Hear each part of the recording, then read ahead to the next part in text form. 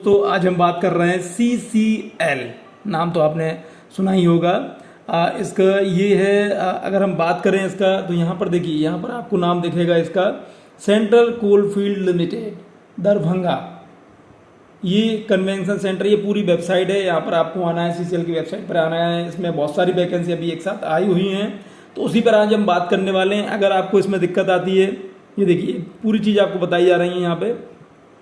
ये पूरी वेबसाइट है। अगर आपको इंग्लिश में दिक्कत आ रही है तो इस वेबसाइट ने आपको हिंदी में भी बात रखने का मौका दिया है, मतलब हिंदी में भी देखने का मौका दिया है।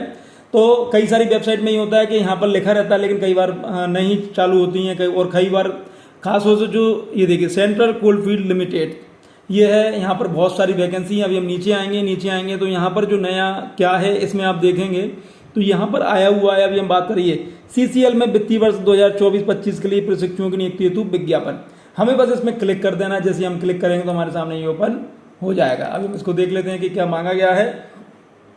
सेंट्रल कोलफील्ड्स लिमिटेड भारत सरकार का एक उपक्रम, कोल इंडिया लिमिटेड की एक अनुषंगी कंपनी, पंजीकृत कार्यालय दरभंगा हाउस, रांची 834-001 झारखंड।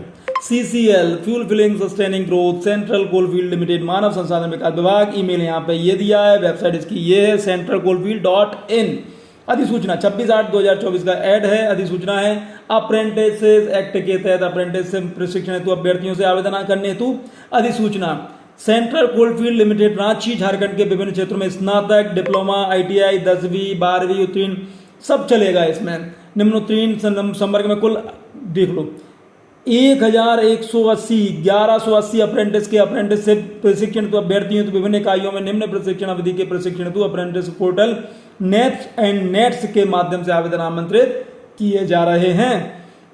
अप्रेंटिस का प्रकार, ट्रेड, कुल सीटें, प्रशिक्षण की अवधि, विशेषज्ञता के साथ न्यूनतम पात्रता, मासिक स्टाइपेंड, आयु सीमा सब चीज दी हुई है। NPS trade apprentice, electrician, fitter, पहले हम इनको पढ़ लेते हैं। Mechanical, diesel, welder, computer operator, programme सहायक, सहयोगी, कानून सहायक, health sanitary inspector, medical laboratory technician, pathology, medical laboratory technician, dental laboratory technician. कुल मिला के मुझे लगता है कि सभी चीजें इसमें है। Medical laboratory surveyor, wireman, multimedian, web page designer, mechanic, repair and maintenance of vehicle, mechanical earth moving machinery. लो यहाँ पे खनन, गैर खनन इंजीनियर, ये पूरी चीजें आ गई हैं।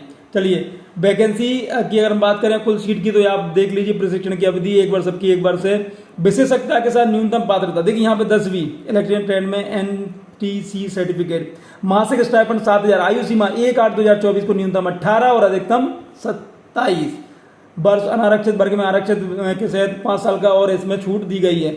सैलरी स्ट्रक्चर 7 और 9 के आसपास है। 10वीं पास इसमें मांगा गया है, ज्यादातर में 10वीं पास है। देख लीजिए 10वीं 12वीं 10वीं 10वीं, और यहाँ पे तो 10वीं अकेला मांगा गया, कुछ मांगे नहीं गया।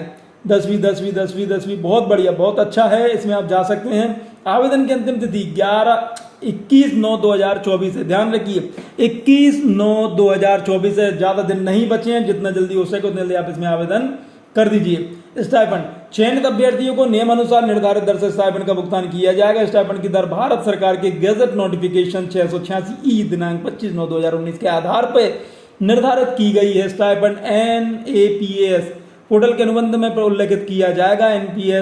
NATS पोर्टल के माध्यम से प्रशिक्षण लेने वाले प्रशिक्षुओं के मामले में DBT के रूप में कुल स्टाइपेंड राशि का 50% भुगतान किया जाएगा।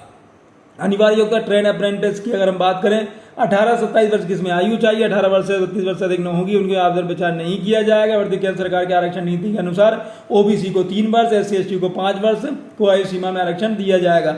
अभ्यर्थी को कम से कम 10वीं कक्षा उत्तीर्ण हो। इस संबंधित ट्रेड अर्थात इलेक्ट्रीशियन, फिटर, वेल्डर इत्यादि में केवल NCVT से मान्यता प्राप्त संस्थान, ITI में NTC सर्टिफिकेट के साथ उत्तीर्ण अनिवार्य योग्यता ऊपर अंक के टेबल के अनुसार होगी। सहयोगी कानून सहायक के पोस्ट अभ्यर्थियों को कम से कम 10वीं की कक्षा उत्तीर्ण होता था, LLB के साथ उत्तीर्ण हो।